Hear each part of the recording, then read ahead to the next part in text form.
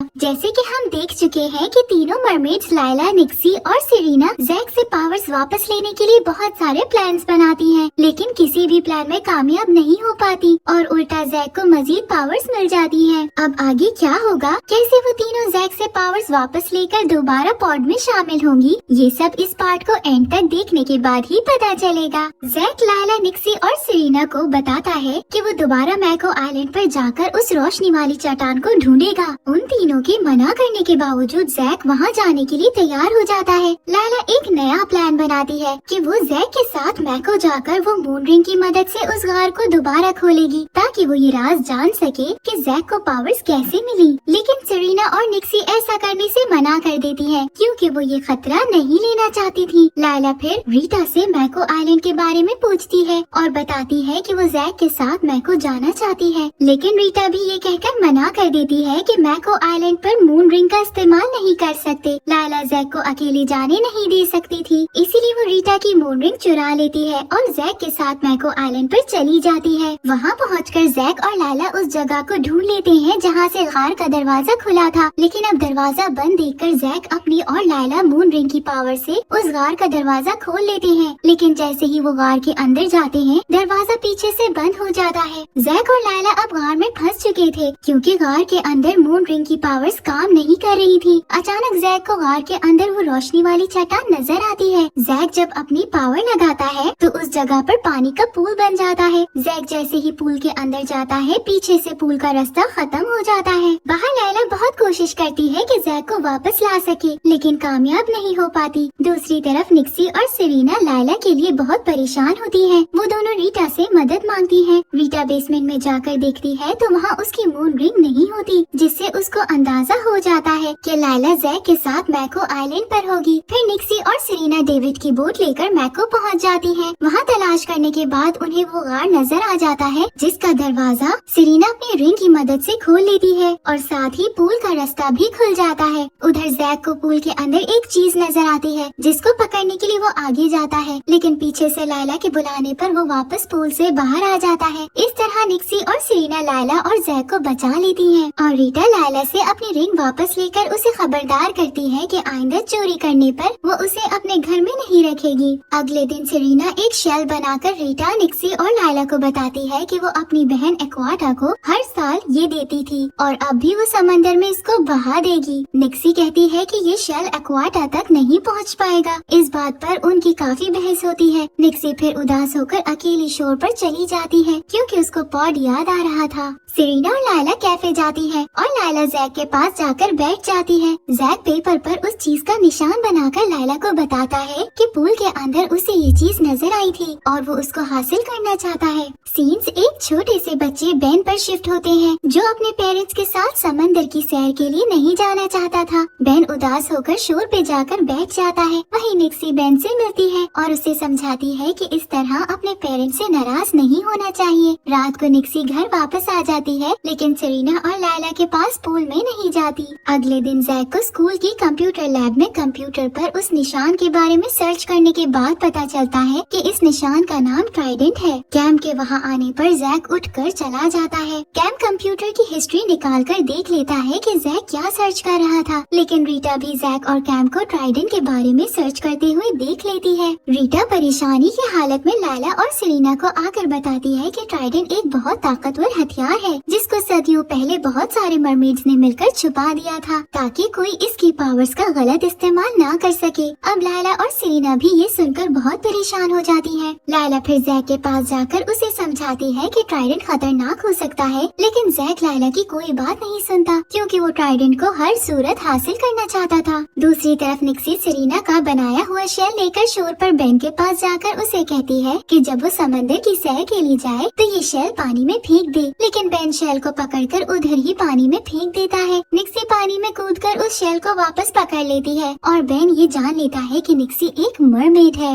Ben ये देखकर इतना खुश होता है कि समंदर की सैर पर जाने के लिए तैयार हो जाता है और वो शेल भी निक्सी से ले लेता है। निक्सी घर आकर जब ये बात सेरेना को बताती है तो सेरेना भी बहुत ज्यादा खुश हो जाती है। इससे अगले अगले दिन सेरेना अपने लिए शेल्स जोड़कर एक ब्रेसलेट बनाती है और कैफे जाने से पहले वो तीनों रीटा से कुछ पैसे मांगती है, जिस पर रीटा उन्हें खुद पैसे कमाने का कहती है। कैफे में एवी सेरेना के हाथ में वो ब्रेसलेट देखकर कहती है कि मैं तुमसे 36 ब्रेसलेट्स खरीदना चाहती हूँ। निक्सी और सेरेना इस बात पर खुश हो जाती हैं, क्योंकि उन्हें भी पैसों की जरूरत थी। सेरेना शेल्स इकट्ठे करने के लिए समंदर में चली जाती है और लायला जैक को ढूंढने जाती है, लेकिन जैक मैक को जाकर वहाँ उस गार का दरवाजा खोलने की कोशिश करता है, लेकिन कामयाब नहीं हो पाता। वो फिर उदास होकर समंदर में तैरने चला जाता है। वहीं अचानक उसे सेरेना की टेल नजर आती है। वो उसका पीछा करता है, लेकिन सेरेना जल्दी जल्दी वहाँ से गायब हो जाती है। घर आकर सेरेना लायला और निक्सी को बताती है कि उसने समंदर में जैक को देख लिया था और शायद जैक ने भी उसे देख लिया हो। लायला जैक के पास जाती है तो जैक बताता है कि उसने समंदर में एक मरमैन की टेल देखी है। वो ये सोचकर काफी परेशान हो जाता है कि उसकी तरह एक और मरमैन भी यहाँ मौजूद है, लेकिन हम जानते हैं कि वो मरमैन नहीं बल्कि सेरेना थी।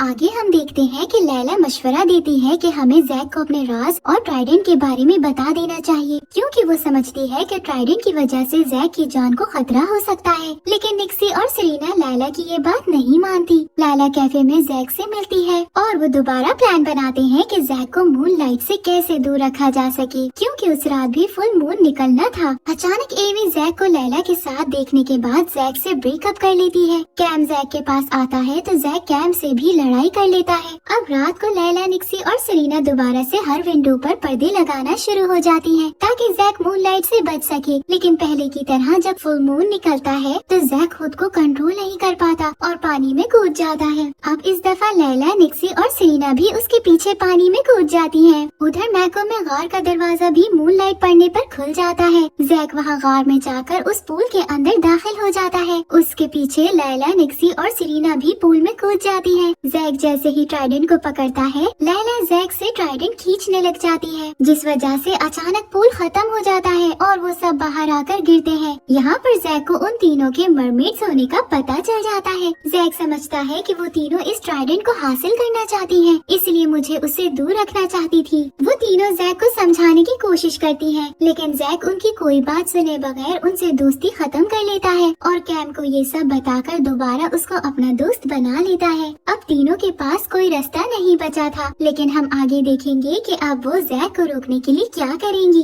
रीटा उन तीनों की ट्रेनिंग शुरू करने का फैसला करती है, जिसमें वो उन्हें सिखाएगी कि पावर्स का मजीद इस्तेमाल कैसे कर सकते हैं। अपनी पहली क्लास में रीटा उन्हें मौसम कंट्रोल करना सिखाती है कि कैसे वो किसी भी जगह पर बादल बनाकर बारिश ला सकती हैं। क्लास के बाद वो तीनों बादल बनाने की कोशिश करती हैं, लेकिन सिर्फ निक्सी ही कामयाब हो पाती है। दूसरी तरफ जैक और कैम को शक होता है कि शायद प्रिंसिपल सैंटोस भी एक मरमेड है। स्कूल में प्रिंसिपल जैक को बताती है कि कल जैक के पेरेंट्स को स्कूल बुलाया जाएगा और जैक को वजह बतानी होगी कि उसके इस दफा ग्रेड्स कम क्यों आए हैं। अगली सुबह ऑफिस में जैक के पेरेंट्स आते हैं तो सैंटोस जैक की शिकायत करती है। उसी दौरान वहाँ पर एक लड़की उनके लिए चाय लेकर आती है। जैक अपनी पावर से चाय मेज पर गिराता है और फिर सैंटोस के ऊपर गिराने लगता है, तो सैंटोस अपनी पावर से चाय को गिरने से रोक लेती है। जैक अपनी इस हरकत से सैंटोस को परेशान करता है, जिस पर सैंटोस जैक के पेरेंट्स से कहती है कि जैक के ग्रेड्स कम नहीं थे, गलती से किसी और बच्चे के मार्क्स जैक के रिजल्ट शीट पर लगा दिए गए हैं। यहाँ पर जैक को यकीन हो जाता है कि सैंटोस भी एक मरमेड है। रीटा परेशानी की हालत में घर जाकर उन तीनों को ये बात बताती है और अब रीटा मजीद वहाँ नहीं रुकना चाहती थी, क्योंकि जैक सबको उसका राज बता देना चाहता था। रीटा स्कूल और घर छोड़कर जाने का फैसला कर लेती है। सेरेना, लायला और निक्सी से कहती है कि हमें रीटा की मदद करनी चाहिए। कुछ सोचकर वो तीनों जैक को छुपकर तंग करती है। जैक एवी के साथ अपने कमरे में मूवी देखने जाता है तो सेरेना भी गायब होकर कमरे में चली जाती है और वहाँ एवी के सामने जैक पर पानी गिराने की कोशिश करती है। जैक जल्दी से एवी को लेकर घर के बाहर आ जाता है और उसे वहाँ से जाने का कहता है, लेकिन यहाँ पर निक्सी अपनी पावर से बादल बनाकर जैक के ऊपर बादलों का पानी गिरा देती है। जैक भागकर अपने कमरे में आता है और टेल निकलने की वजह से गिर जाता है। यहाँ लायला, निक्सी और सेरेना जैक से कहती है कि अगर उसने सैंटोस का राज सबको बताया तो हम तुम्हारा राज भी सबको बता देंगे। जैक फिर सैंटोस के पास जाकर उनसे माफी मांगता है और इस तरह वो तीनों रीटा के राज को बचा लेती हैं और अब रीटा रोजाना उनको ट्रेनिंग दिया करेगी और उनकी क्लास की हेड निक्सी को बना दिया जाता है। अगले दिन जैक कैफे में एवी को एक गिफ्ट देता है, जिस पर एवी बहुत खुश हो जाती है। डेविड शोर पर एक शो का इंतजाम करता है जिसमें वो सेरेना को गाना गाने का कहता है। पहले तो सेरेना राजी नहीं होती, लेकिन डेविड के बार बार कहने पर वो गाना गाने के लिए मान जाती है। दूसरी तरफ रीटा लैला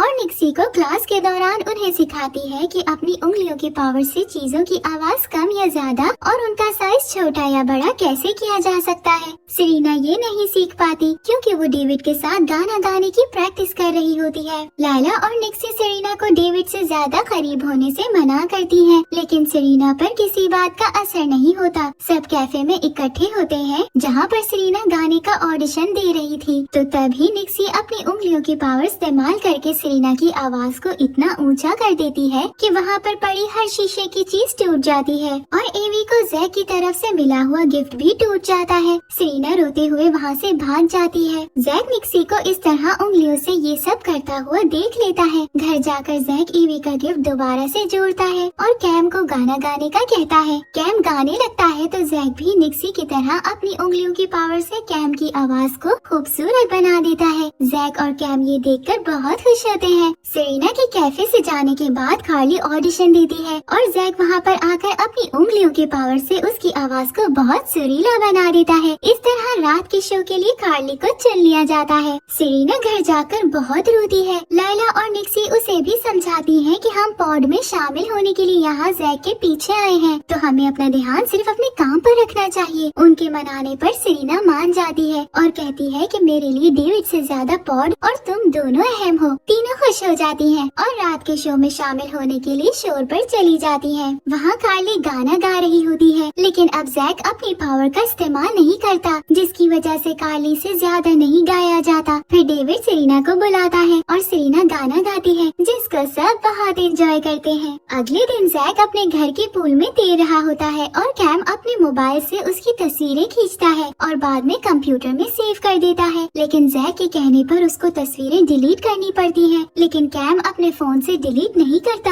रीटा अब उन तीनों को एक नई स्किल सिखाती है कि किस तरह वो अपने हाथों की पावर से चीजों को एक जगह से उठाकर दूसरी जगह ले जा सकती है। लैला और निक्सी मुकाबला करती है कि किसकी पावर ज्यादा है। लैला जीत जाती है और निक्सी उदास होकर वहाँ से कैफे चली जाती है। कैम कैफे आकर निक्सी की तस्वीरें बनाने लगता है, जिस पर निक्सी को गुस्सा आता है और वो अपनी पावर से कैम के हाथ से मोबाइल खींचती है। तभी कार्ली वहाँ से गुजरती है और वो निक्सी के हाथ के साथ लगती है, जिसकी वजह से निक्सी का कंट्रोल खत्म हो जाता है और मोबाइल उड़कर डेविड के काउंटर पर गिर जाता है। डेविड उसे अपना मोबाइल समझकर अपनी जेब में डाल लेता है। अब कैम और निक्सी लैला, सेरेना और जैक को बताते हैं कि मोबाइल में जैक की तस्वीरें हैं और डेविड उनको देख लेगा। वो सब बहुत कोशिश करते हैं कि किसी तरह डेविड से छुपकर फोन पकड़ लिया जाए। सेरेना डेविड का मोबाइल से ध्यान हटाने के लिए उसके साथ कैफे में गाना गाती है। डेविड जेब से मोबाइल निकालकर जमीन पर रख देता है। वहाँ लैला अपनी पावर से मोबाइल को अपनी तरफ खींचती है और जैक मोबाइल को अपनी तरफ खींचता है। दोनों में मुकाबला शुरू हो जाता है, लेकिन तभी डेविड की नजर मोबाइल पर पड़ जाती है, तो वो दोबारा मोबाइल उठाकर जेब में रख लेता है। उस रात को डेविड जब कैफे बंद करके चला जाता है तो बाकी सब कैफे में आकर मोबाइल ढूंढने लग जाते हैं, लेकिन उन्हें मोबाइल नहीं मिलता। तभी अचानक डेविड दोबारा कैफे में आ जाता है। कैम और निक्सी एक अलमारी में छुप जाते हैं और बाकी सब खुद को गायब कर लेते हैं। डेविड को आवाज महसूस होती है तो वो अलमारी की तरफ जाता है। वहाँ कैम और निक्सी झूठ बोल देते हैं कि हम इधर ग्लासेस लेने आए थे।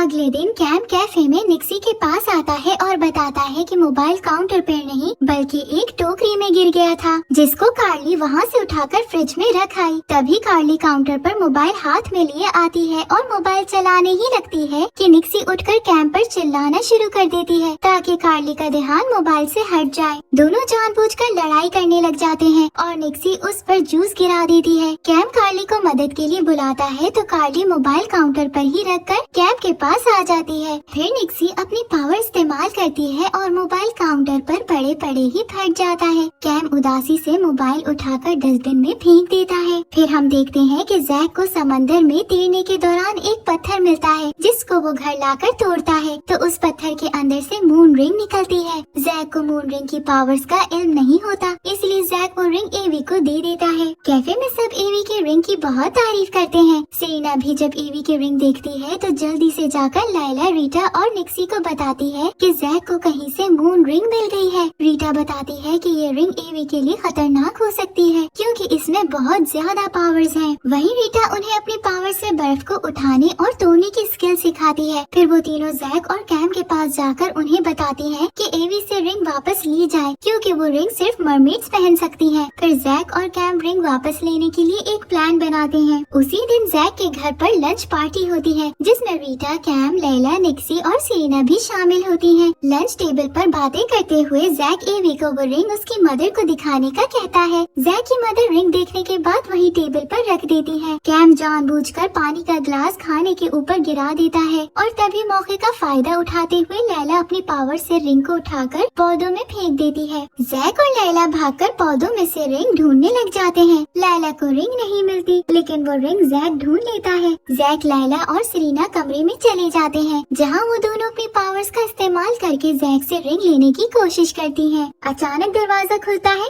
सैंटोस जैसे ही अंदर आने लगती है तो रिंग की रोशनी उस पर पड़ती है जिससे सैंटोस बेहोश होकर गिर जाती है। उसी लम्हे लैला जैक के हाथ से रिंग छीन लेती है। जैक कैम को बुलाता है और निक्सी बाहर बाकी सबका ध्यान हटाने की कोशिश करती है। जैक सैंटोस पर पानी फेंकता है तो उसकी फिश टेल निकल आती है। सेरेना कहती है कि अब हमें सैंटोस को पानी में छोड़ना होगा ताकि वो होश में आ सके। जैक, कैम, लैला और सेरेना सैंटोस को छुपकर बाहर पानी में फेंक देते हैं और सैंटोस होश में आ जाती है। लैला रिंग पाकर बहुत खुश होती है लेकिन रीटा उसे समझाती है कि वो रिंग का इस्तेमाल नहीं कर सकती। तभी अचानक रिंग से रोशनी निकलकर रीटा पर पड़ती है और रीटा फिर से बेहोश हो जाती है। और इसी फनी सीन के साथ इस सीजन की 17th एपिसोड खत्म हो जाती है।